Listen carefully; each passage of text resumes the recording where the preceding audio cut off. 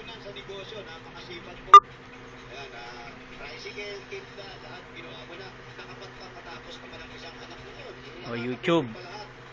Ito pinanunod nyo, ang nakikita nyo ngayon ay aking homemade solar box fan. Tapit natin. Yan. Ang aking solar powered na box fan. Umiikot yan ha. Akala hindi umiikot, lakas nga ng ano. Mukha lang siyang hindi umiikot kasi ang tawag dyan, aliasing. Yung fan speed, yung ikot ng fan blade kasi bilis nung frame nung video, kaya ganyan. Mukha siyang hindi umiikot. Hindi lang isa yan mga ka-YouTube. Ito pa yung isa. Lagay mo sa maliwanag yung isang ventilador na. Dito. Yan. Ito pa isa. Yan pa yung isang box fan. Hindi mo masabing box fan kasi bilog eh. Velocity fan. Ayan. Velocity fan.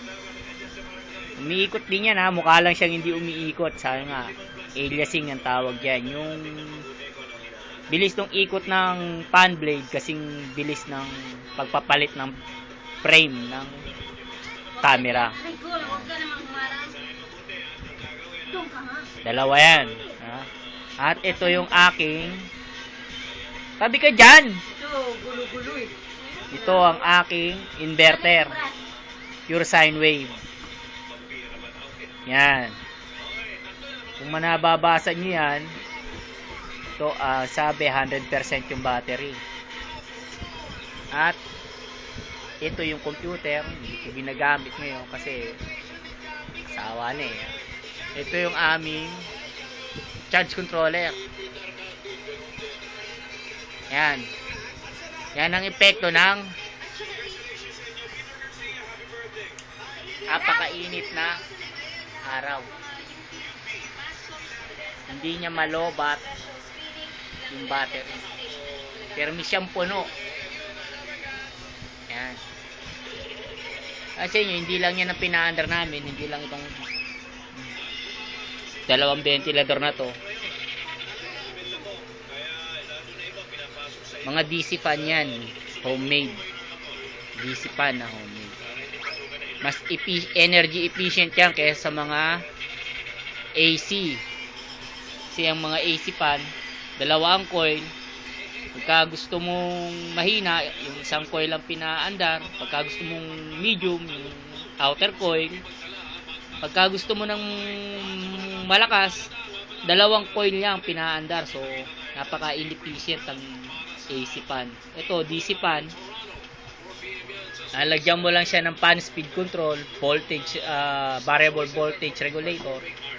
Ihina na siya, lalakas. Yan. If you'll notice, may iniiwasan akong tamaan. Ang iniiwasan kong tamaan, itong TV ko. Pero hindi ko siya iniiwasan tamaan dahil na kung ano pa man ano. Ayan, hindi ko na iniwasan. Pinaandar ng inverter ko yung TV. Yan. Kado lang maliwanag. Ang pinanonood namin ngayon, Itbulaga. Yan. Itbulaga po yan mga kapuso.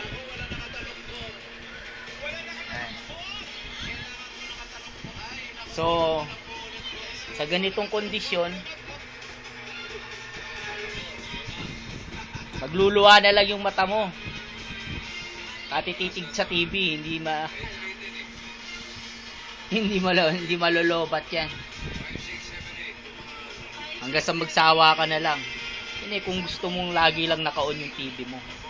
Pero ito, maga, gabi, ventilador na yan.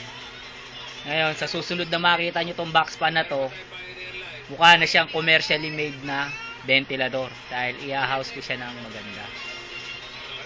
Sa susunod makikita nyo yan. Mukha na siyang commercially made. Hanggang dito na lang mga ka-YouTube.